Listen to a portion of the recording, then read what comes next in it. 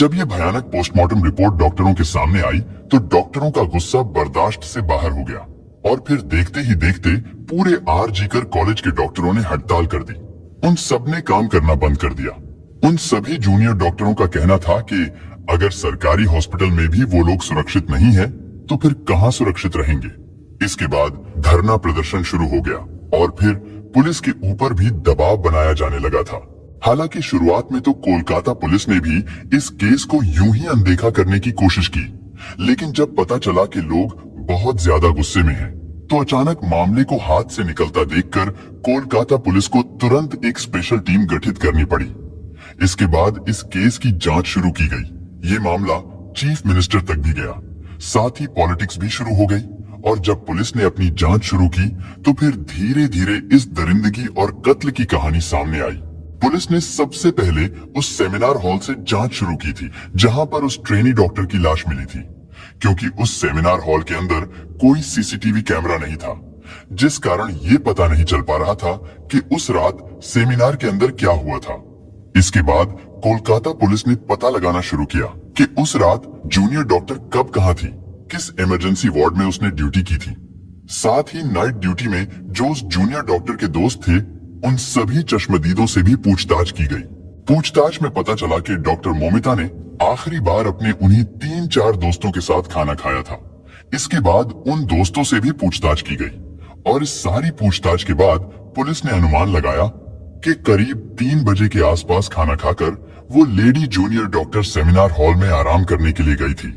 Hospital के ज्यादातर doctor और स्टाफ के लिए वहां जाकर आराम करना नॉर्मल था, क्योंकि सेमिनार के अंदर कोई कैमरा नहीं था। इसलिए पुलिस ने सेमिनार के आसपास लगे कैमरों पर फोकस किया। इत्तेफाक से पुलिस को 2 ऐसे कैमरे मिल गए जो उस सेमिनार हॉल की एंट्री और एग्जिट गेट को कवर कर रहे थे।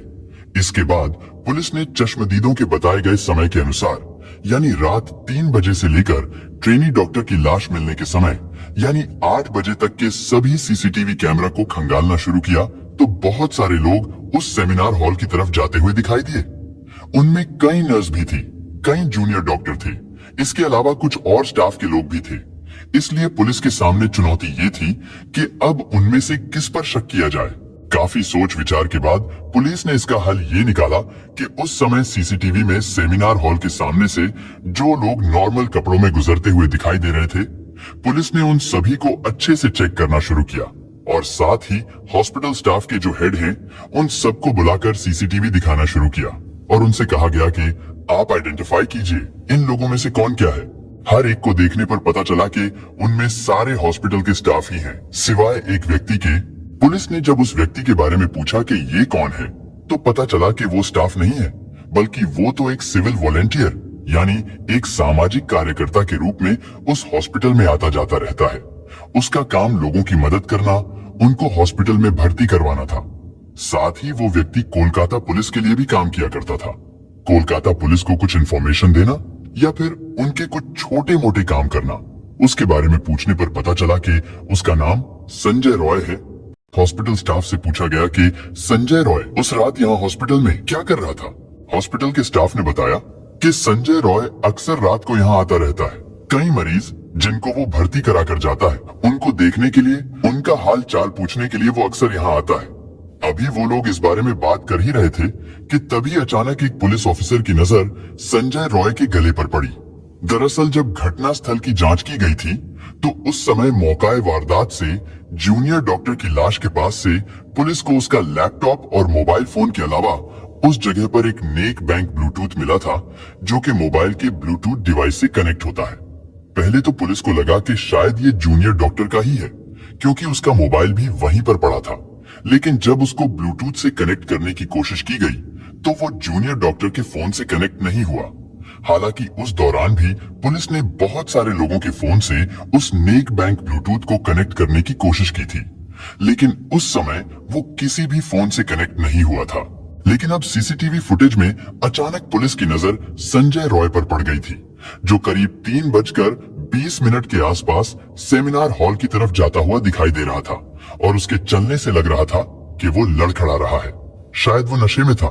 लेकिन सबसे बड़ी चीज जिस पर पुलिस की नजर पड़ी थी वो ये था कि जब वो वहां से गुजर रहा था तो तब उसके गले में नेक बैंक ब्लूटूथ नजर आ रहा था। लेकिन जब वो सेमिनार हॉल से बाहर निकल रहा था तो तब उसके गले में ब्लूटूथ नहीं था। लेकिन ठीक उसी तरह की एक नेक बैंक ब्लूटूथ पुलिस ने उस महिला डॉक्टर की लाश के पास से बरामद की थी और चेक करने पर पता चला था वो ब्लूटूथ डॉक्टर का नहीं था। और इससे ये तो साफ हो गया था कि जिस व्यक्ति का भी वो ब्लूटूथ है, कातिल भी वही है।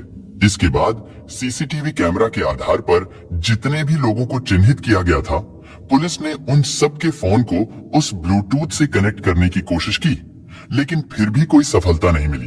और अब जब संजय रॉय का चेहरा सामने आया था तो हॉस्पिटल के स्टाफ ने बताया कि वो अक्सर यहाँ आता जाता रहता है।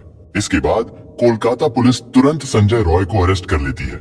संजय उस समय भी नशे में था और जब पुलिस उससे पूछताछ कर रही थी, उससे सवाल कुछ पूछा जा रहा था और वो जवाब कुछ और दे रहा था।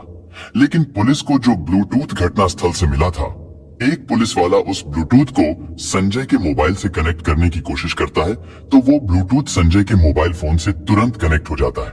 इसके बाद जब उसका नशा उतरता है तो पुलिस उससे पूछताछ करती है, साथ ही उसके मोबाइल को भी चेक किया जाता है और ये पता लगाया जाता है कि 8 और 9 अगस्त को वो कहां गया था। पुलिस उसके पूरे डाटा को खंगालती है और फिर पुलिस ये खुलासा करती है कि उस जूनियर डॉक्टर का कातिल और पिस्ट कोई और नहीं बल्कि यही संजय रॉय है। पुलिस के मुताबिक 8 अगस्त की रात को संजय हॉस्पिटल में पहुंचता है। इसके बाद वो हॉस्पिटल के पीछे एक सुनसान जगह बैठकर देर रात तक शराब पीता है और फिर हॉस्पिटल में इधर उधर घूमता रहता है। पुलिस का मानना था कि संजय सीसीटीवी कैमरे में उस तरफ जाता हुआ दिखाई दे रहा था जिस तरफ सेमिनार हॉल है और फिर करीब 40 मिनट बाद वहां से निकलता हुआ भी दिखाई देता है। और इसका मतलब ये था कि उस रात जो कुछ भी हुआ था वो उन 40 मिनट में हुआ था और वो ब्लूटूथ आरोपी को पकड़ने के लिए पुलिस के पास सबसे बड़ा सबूत था, क्योंकि वो ब्लूटूथ मौकाए वारदात से मिला था। और सबसे बड़ी बात ये कि संजय के गले में सेमिनार की तरफ जाते हुए तो ब्लूटूथ था लेकिन आते हुए नहीं था, यानी जब उसका ब्लूटूथ गिरा था तो उस समय वो होश में नहीं था। इसके बाद संजय रॉय को अरेस्ट कर लिया गया, लेकिन जब उसके मोबाइल को अच्छे से चेक किया गया तो उसके मोबाइल में पोर्न फिल्मों के अलावा कुछ भी नहीं था, जिससे उसकी मानसिकता का भी पता चलता है कि वो शराब के साथ साथ पोर्न फिल्में देखने का भी आदी है और इतनी शराब पीता है कि वो होश में ही नहीं रहता। इसके बाद जब उसके फैमिली बैकग्राउंड को खंगाला गया तो पता चला कि उसकी एक माँ है, लेकिन वो अपनी माँ का भी ख्याल नहीं रखता है। उसकी एक बहन भी है, लेकिन बहन उसकी बुरी आदतों की वजह से उससे कोई वास्ता नहीं रखती है। संजय रॉय ने 4 शादियां की हैं, जिनमें से 3 पत्नियां उसकी बुरी आदतों और हरकतों की वजह से उसे छोड़कर भाग गई, जबकि चौथी पत्नी की किसी बीमारी के चलते 1 साल पहले मौत हो गई थी। बहुत से लोग और रिश्तेदार तो यही समझते थे कि वो पुलिस में नौकरी करता है, क्योंकि उसने सबको यही बता रखा था कि वो पुलिस डिपार्टमेंट में है, जबकि वो पुलिस के लिए एक तरह से मुखबिर का काम किया करता था। इधर संजय रॉय को अरेस्ट करने के बाद कोलकाता पुलिस ने खुलासा किया कि इस केस को सॉल्व कर लिया गया है, लेकिन अब इस बात की भी जांच कर रहे हैं कि क्या इस पूरे घटनाक्रम में वो अकेला था, क्योंकि आर.जी.कर कॉलेज के सभी जूनियर डॉक्टरों का कहना था कि डॉक्टर मोमिता वेदनाथ एक होनहार हष्ट-पुष्ट लड़की थी, जबकि संजय राय एक दुबला पतला सा व्यक्ति है। और सबसे बड़ी चीज जो इस बात की तरफ इशारा करती है कि इस दरिंदगी में संजय अकेला नहीं था, बल्कि उसके साथ और भी कई लोग रहे होंगे, क्योंकि उस समय संजय नशे में धुत था, उससे तो ठीक से चला भी नहीं जा रहा था। तो क्या ऐसे में अकेले ही उसने ट्रेनी डॉक्टर पर काबू पा लिया था? और जब यही सवाल पुलिस से पूछा गया कि क्या एक अकेला व्यक्ति उस जूनियर डॉक्टर पर काबू पा सकता था, तो पुलिस ने इसका जवाब देते हुए कहा कि हो सकता है संजय ने सेमिनार में जाकर जूनियर डॉक्टर के साथ जबरदस्ती करने की कोशिश की हो, लेकिन जब उस जूनियर डॉक्टर ने उसका विरोध किया होगा तो फिर संजय ने उसको किसी भारी चीज से मारा होगा, जिससे वो बेहोश हो गई। पुलिस का कहना था कि हो सकता है उसी समय उस जूनियर डॉक्टर की सांसें थम चुकी हों, यानी उसकी मौत उसी समय हो चुकी थी और डॉक्टर के मौत के बाद ही संजय ने उसके साथ दरिंदगी की है, क्योंकि सारी चीजों को देखते हुए उसके जीते जी तो उसके साथ जबरदस्ती करना संजय के लिए पॉसिबल नहीं था। या फिर दूसरी थ्योरी ये है कि इसमें एक से ज्यादा लोग शामिल थे, लेकिन अब सवाल ये कि अगर एक से ज्यादा लोग शामिल थे तो फिर वो कौन लोग थे? क्या वो हॉस्पिटल के स्टाफ ही थे या कोई और था? या फिर उस डॉक्टर के अपने दोस्त ही थे, या संजय की तरह के ही कई शराबी लोग थे। लेकिन अभी ये सारी चीजें चल ही रही थीं कि तभी अचानक सोशल मीडिया पर एक ऑडियो क्लिप वायरल होता है, जिसमें इस घटना के पीछे किसी बड़े पॉलिटिकल कनेक्शन की बात की गई है। साथ ही इस बातचीत ने कोलकाता पुलिस और उसकी जांच पर भी गंभीर सवाल खड़े कर दिए हैं। हालांकि ये ऑडियो क्लिप बंगाली भाषा में है, लेकिन साथ ही आपको उसका हिंदी ट्रांसलेशन स्क्रीन पर भी लिखा हुआ दिखाई देगा। आप उसको भी पढ़कर समझ सकते हैं। ঠিক আছে, ওটা প্রিন্সিপালই চালাচ্ছে এন্ড প্রিন্সিপালের যারা সাথে তারাই চালাচ্ছে আমাদেরকে। আমরা সাসপেক্ট করছি এটা ইন্টার্নের কাজ, ঠিক আছে, এবং যে ইন্টার্ন তার যথেষ্ট পলিটিক্যাল ব্যাকগ্রাউন্ড আছে, তার ফ্যামিলি মেম্বারও প্রোটেকশন দেওয়ার জন্যই খারাপ লাগছে ভাবতে যে আমার ব্যাচমেটই এরকম করতে পারে, এবং কলেজ অথরিটি এতটা নির্লজ্জ যে তাকে সেফগার্ড করার জন্য এত কটা গেমস খেলা হচ্ছে।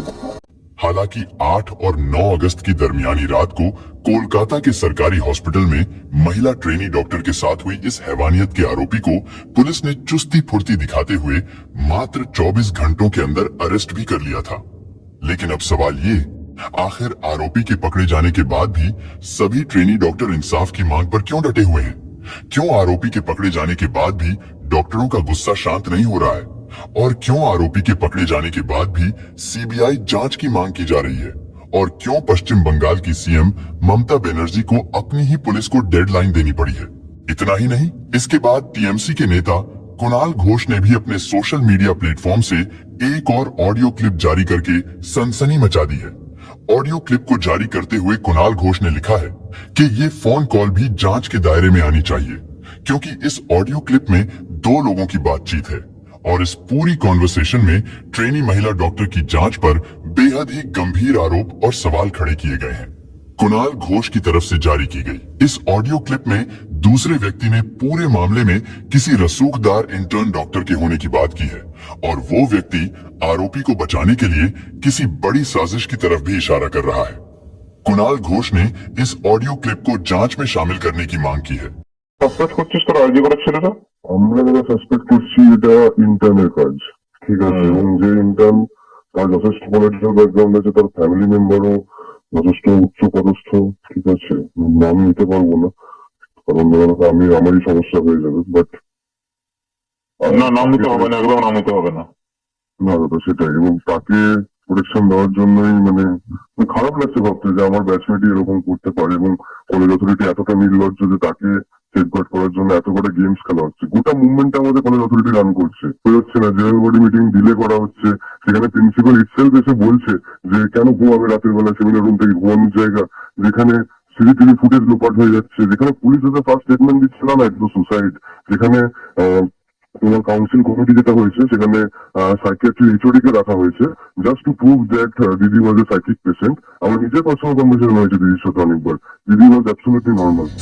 कुणाल घोष ने इस ऑडियो क्लिप को जांच में शामिल करने की मांग की है, लेकिन साथ ही इस ऑडियो क्लिप ने पुलिस की जांच और कार्रवाई पर भी कई सवाल खड़े कर दिए हैं।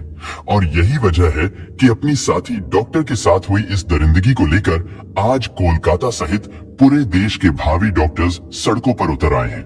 लेकिन जिस तरह की शुरू से लेकर अब तक पुलिस की इस मामले में भूमिका रही है, उस पर डॉक्टरों द्वारा काफी सवाल खड़े किए जा रहे हैं, क्योंकि जिस तरह से कई बड़े अधिकारियों ने ट्रेनी डॉक्टर के परिवार वालों से संपर्क करके ये कहा है कि आप सेटलमेंट कर लीजिए, अब वो लोग किस तरह से सेटलमेंट करना चाहते थे ये बात समझ में नहीं आती है।